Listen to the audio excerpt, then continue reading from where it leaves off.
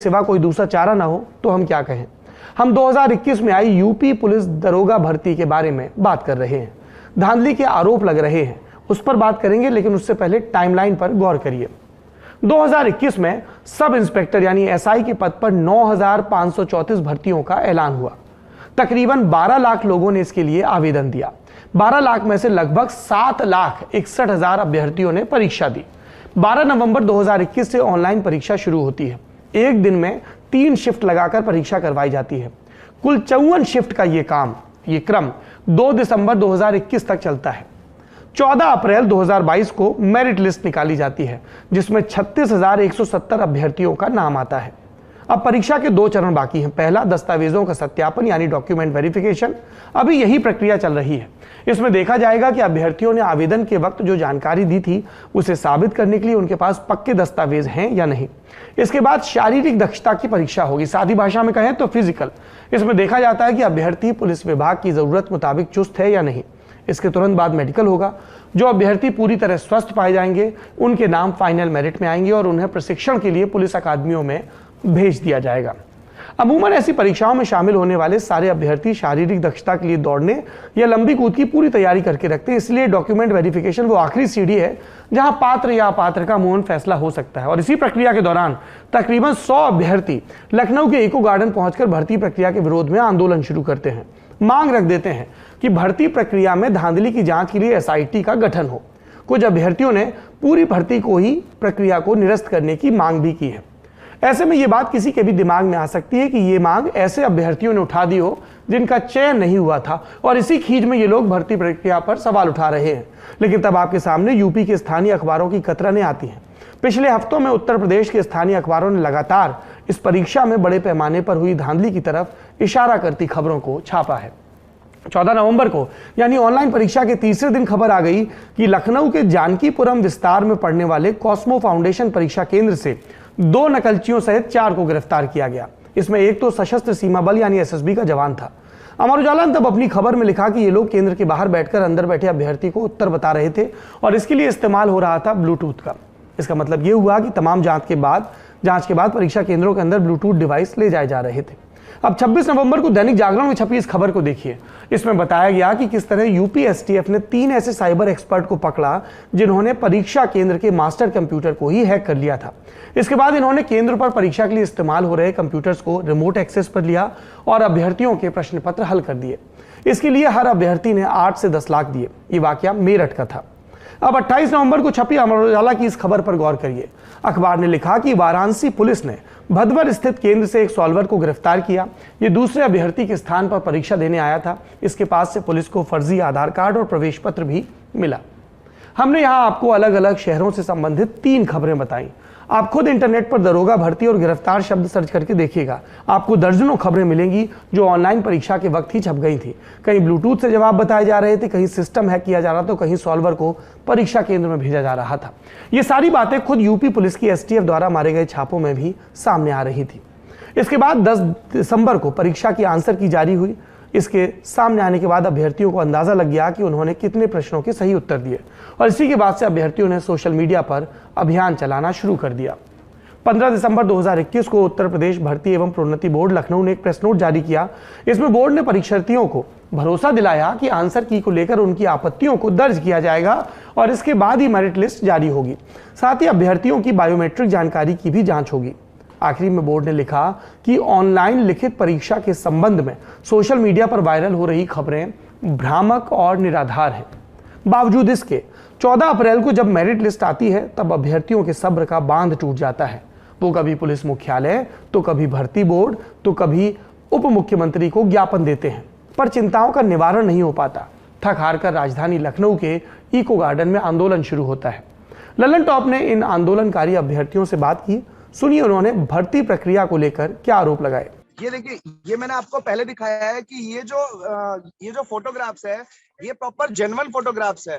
और ये इसका बच्चा ये जो लड़का है, इसका जो ये स्क्रीन है ये गाड़ी में बैठ के एक लैपटॉप पे ऑन करके खोली जा रही है। आप देख सकते हैं यहाँ पे कैमरा भी है, नीचे कुछ एप्लीकेशन भी खुली हुई है इसमें, जिसमें वीएनसी ऐप भी इसमें खुला हुआ है।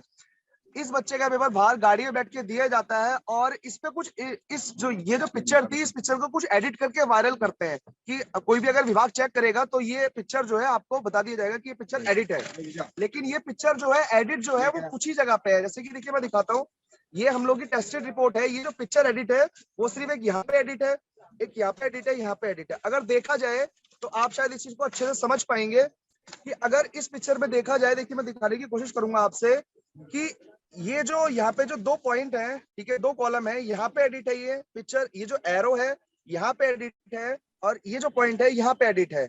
यानी कि अगर इन तीनों को हम इसे नजरअंदाज कर भी देते हैं तो उससे ये साबित नहीं होता है कि इस बच्चे का पेपर जो है वो किसी और ने नहीं दिया है, क्योंकि इस बच्चे का नाम, इस बच्चे का रोल नंबर सब कुछ जेन्युइन है, इसका फोटो बिल्कुल जेन्युइन है और इस पिक्चर को मतलब बिल्कुल ये पिक्चर बिल्कुल जेन्युइन पिक्चर है। और इसी तरीके से ये एक एविडेंस हम लोग के हाथ लगा है। तो हम लोग बोल रहे हैं कि ऐसे कितने एविडेंस हो सकते हैं। आज हमारे साथ एक एविडेंस से हाथ लगा है, तो हम लोग ये चीजें बता रहे हैं।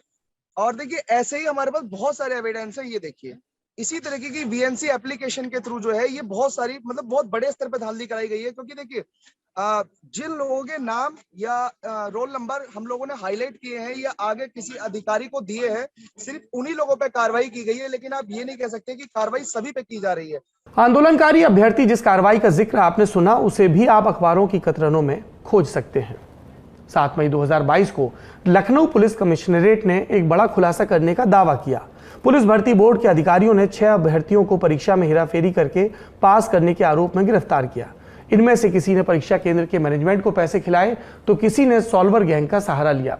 ये वो अभ्यर्थी थे जो कि डॉक्यूमेंट वेरिफिकेशन और फिजिकल स्टैंडर्ड टेस्ट के लिए रिजर्व पुलिस लाइन पहुंचे थे। इनसे मौके पर पूछताछ की गई और फिर ये गिरफ्तार कर लिए गए। ये वो लोग थे जिनका नाम डॉक्यूमेंट वेरिफिकेशन के लिए जारी मेरिट लिस्ट में था। इसका मतलब एसटीएफ द्वारा लगातार छापों के बावजूद कुछ लोगों ने न सिर्फ गैरकानूनी तरीके से परीक्षा दे दी थी, बल्कि ये लोग उसमें पास तक हो गए थे। अब 14 मई के अमर उजाला की ये खबर देखिए। आगरा के 4 अभ्यर्थियों को मेरठ पुलिस लाइन से वेरिफिकेशन के दौरान गिरफ्तार किया गया। पुलिस ने इन अभ्यर्थियों का रिस्पांस लॉग निकलवाया, माने इन लोगों ने परीक्षा केंद्र में कब क्या किया उसकी जानकारी। इसमें सामने आया कि ये लोग 1 घंटे तक यूं ही बैठे रहे और फिर अगले 9 मिनट में 150 सवाल हल कर दिए। अखबार ने आगे लिखा कि दरोगा भर्ती में एक सवाल को हल करने के लिए सामान्यतः 15 मिनट लग जाते हैं, लेकिन कुछ लोगों ने 2-2 मिनट में सवालों के जवाब दे दिए और वो भी सही। एक अभ्यर्थी जिस पर धांधली में शामिल होने का आरोप है, उसने तो 160 में से 158 सवालों के जवाब सही दे दिए थे। अब 15 मई के दैनिक जागरण में छपी खबर पर गौर करिए। लिखा है कि ग्वालियर और देहरादून की कंपनियां 10-10 लाख में अभ्यर्थियों को पास करवा रही थी। खबर में यह भी लिखा है कि किस तरह परीक्षा केंद्रों के प्रबंधकों ने आईटी कंपनियों के साथ मिलकर हैकिंग करवाई। अखबार ने वो पासवर्ड तक छापा है जिसकी मदद से कंप्यूटर को रिमोट एक्सेस पर लिया जाता था। यानी ये बात स्थापित हो गई है कि पुलिस परीक्षा में धांधली करने वालों को पकड़ रही है, लगातार गिरफ्तारियां हो रही हैं। इस बुलेटिन की तैयारी तक कम से कम 60 अभ्यर्थी और परीक्षा केंद्र प्रबंधकों पर मामला दर्ज हो गया। लेकिन क्या इतनी सारी जगहों से गड़बड़ की खबर आना परीक्षा के प्रबंधन पर सवाल नहीं उठाता? सुनिए आंदोलनकारियों ने इस विषय पर और क्या कहा और उनकी मांग क्या है। सर मैं डिप्टी सीएम से 3 बार मिला, ब्रजेश पाठक जी से 3 बार। ब्रजेश पाठक और केशव प्रसाद मौर्य से भी मिल चुके हैं और ये भी ज्ञापन दिया है, मिले नहीं है, ज्ञापन दिया है प्रॉपर। जनता दरबार गए सर 3 बार, उसके बाद भर्ती बोर्ड गए, फिर पुलिस मुख्यालय गए, कहीं सुनवाई हमारी नहीं हो रही सर। और हमारे पास सर ये प्रूफ है, इन्होंने 15 दिसंबर 2021 में निकाला था कि इस भर्ती में कोई धांधली नहीं हुई है। इन्होंने अस पर लिखा था ये सब जितने खबरें निकाले हैं बच्चे जो भी ये सोशल मीडिया पर आ रहे हैं ये सब भ्रामक है। लेकिन उसके कुछ दिन बाद आज ये निकाल रहे हैं कि नहीं इसमें जो है गलत तरीके से भर्ती हुए हैं बच्चे।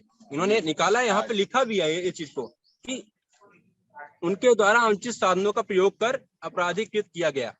इन्होंने ये निकाला है, 57 बच्चों को इन्होंने पकड़ा भी है। और ये हम लोग जब डाटा दिया उसके बाद ये इनको पकड़ा गया, उससे पहले इन्होंने कार्रवाई नहीं की। ये 7 मई तक शांत बैठे थे, जो डीपीएसटी फर्स्ट फेज कंप्लीट हो गई उसके बाद इन्होंने कार्रवाई स्टार्ट की है। तो दिक्कत हमारे साथ ये है सर, हमारे पास एविडेंस होते हुए कुछ सुनने वाला नहीं हमारी। सर हमारी एक ही मांग है सर कि एसआईटी गठित हो और जो प्रक्रिया चल रही है डीपीएसटी की इसकी रोकी जाए, पहले इसको रोका जाए। क्योंकि अगर ये कंप्लीट हो जाएगी तो ये ट्रेनिंग करा के उसको ट्रेनिंग भेज देंगे। पिछली बार ट्रेनिंग भेज दिया तो फिर कुछ नहीं होने वाला। ट्रेनिंग बच्चे जो जाते हैं उन्हीं का सिलेक्शन होगा, वो हाई कोर्ट सुप्रीम कोर्ट वो भी हो जाएगा, वहीं से उन्हीं का होगा। आप पहले प्रक्रिया पे रोक लगाओ। जो सही है, जिन्हें बच्चे हैं जो उस लायक हैं, जो सही हैं, अपने परीक्षा सही से रूप में दिए हैं, उनको सिलेक्ट करो। ऐसे बंदों को सिलेक्ट कर रहे हो आप जो उस लायक है नहीं, जिनको काश से ज्ञान तक लिखना नहीं आता सर। ऐसे बंदे पकड़े गए हैं जिनको एक फॉर्म सिग्नेचर करना पड़ा तो सिग्नेचर नहीं कर पा रहे थे, ऐसी स्थिति है सर। तो उन बच्चों को सिलेक्ट करके आप समाज में क्या करोगे सर? किस प्रकार से बदलाव लाओगे? 15-15 लाख रुपए देकर वो बन रहे हैं, तो क्या समाज में बदलाव लाएंगे सर? हमारी तो यही मांग है कि आप एक बार इसकी इन्वेस्टिगेशन करा दो एसआईटी गठित करके। एसआई भर्ती पर अभ्यर्थियों की ओर से जो सवाल उठाए जा रहे हैं उन पर UP police recruitment and promotion board का क्या कहना है, ये जानने के लिए हमने उनकी वेबसाइट पर दिए कॉन्टैक्ट नंबर्स पर संपर्क करने की कोशिश की। सबसे पहले हमने बोर्ड के महानिदेशक चेयरमैन डॉक्टर राजकुमार विश्वकर्मा के सीयूजी नंबर को ट्राई किया। वहां हमें बताया गया कि चेयरमैन साहब अभी मीटिंग में व्यस्त हैं, आज बात नहीं कर पाएंगे, 17 मई को कॉल करिए। हमने उनसे कहा कि हमारा प्रोग्राम तो आज ही जाना है और विद्यार्थी कई दिन से आंदोलनरत हैं, तो हमें एसपी सुरेश्वर के सीओजी नंबर पर संपर्क करने के लिए कहा गया। हमने उनके नंबर पर भी ट्राई किया, कॉल रिसीव हुआ, परिचय बताया, फिर फोन काट दिया गया। हमने फिर से ट्राई किया पर कॉल कनेक्ट नहीं हो पाई। इस पूरे मसले पर उत्तर प्रदेश पुलिस भर्ती एवं प्रमोशन बोर्ड की ओर से अगर कोई भी जवाब आता है तो हम आगे आपको अपडेट देंगे, क्योंकि ये पत्रकारिता का नियम है। जिसने आरोप लगाए और जिस पर आरोप लगाए, दोनों का पक्ष आपके सामने आना चाहिए। पर कुल जमा बात यह है और यूपी का उदाहरण यह बताता है कि एक ढंग की नौकरी के लिए संघर्ष कितना बड़ा है। हमने कई राज्यों में देखा, हमने राजस्थान में रीट में देखा, हमने छत्तीसगढ़ में देखा, हमने मध्य प्रदेश में देखा, अभी बिहार के छात्र आंदोलनरत थे। यानी हर राज्य से लगातार ऐसी खबरें आती हैं, खबरें जो बताती है कि सिर्फ पढ़ाकू बनने से काम नहीं चलेगा, आपके अंदर किसी साधु की तरह संयम भी होना चाहिए। पर सिर्फ संयम से भी काम बन जाए इसकी गारंटी नहीं है। आपको एक खोजी पत्रकार भी होना होगा ताकि आप परीक्षा प्रक्रिया की निगरानी कर सकें, ज्ञापन दे सकें कि ये गड़बड़ है, कार्रवाई करिए। पर इतने से भी शायद काम न बने, आपको एक आंदोलनकारी भी होना होगा ताकि आप सरकार पर दबाव डालने के लिए आवाज बुलंद कर सकें। इतने से अगर बात बन जाए तो परीक्षा के ऐलान के 5 से 6 साल बाद शायद आपको ज्वाइनिंग मिल जाए। तो देश के युवाओं, नौकरियां आपका इंतजार कर रही हैं, बस उसके लिए थोड़े और परिश्रम की जरूरत है। शिकायत मत करिए, मेहनत करिए, इंतजार करिए, आंदोलन करिए, शायद वहीं कृपा रुकी है। और जहां तक उत्तर प्रदेश की बात है, योगी आदित्यनाथ की सरकार को उत्तर प्रदेश की जनता ने अभूतपूर्व बहुमत दिया। इस भरोसे के साथ बहुमत दिया, जब हम फील्ड में घूमे महीनों, लोगों को लगा मुख्यमंत्री ईमानदार हैं और लॉ एंड ऑर्डर के अलावा उनकी व्यक्तिगत छवि एक बड़ा विषय था। ऐसे में अब योगी आदित्यनाथ सरकार की ये जिम्मेदारी बनती है कि न सिर्फ सख्त कार्रवाई करें, बल्कि ये जो हजारों छात्र हैं जो परीक्षा की प्रणाली पर सवाल उठा रहे हैं, उनको भी संतुष्ट करें। सरकारें इकबाल से चलती हैं और इकबाल जनता के यकीन से आता है। शो में बारी है कू की राय की। भर्ती परीक्षाएं हर बार किसकी गलती से लटक जाती हैं, ये सवाल हमने पूछा। 86% लोगों ने कहा सरकारों की वजह से, 14% ने कहा अभ्यर्थियों की वजह से, जो एप्लीकेंट्स हैं उनकी वजह से। अगर आप भी कू पर हमारे पोल का हिस्सा बनना चाहते हैं तो ललन टॉप को फॉलो करें, अलग अलग विषयों पर अपनी राय भी दे सकते हैं। आज के ललन टॉप शो में इतना ही। अपना और अपनों का ख्याल रखिए। शुभ रात्रि।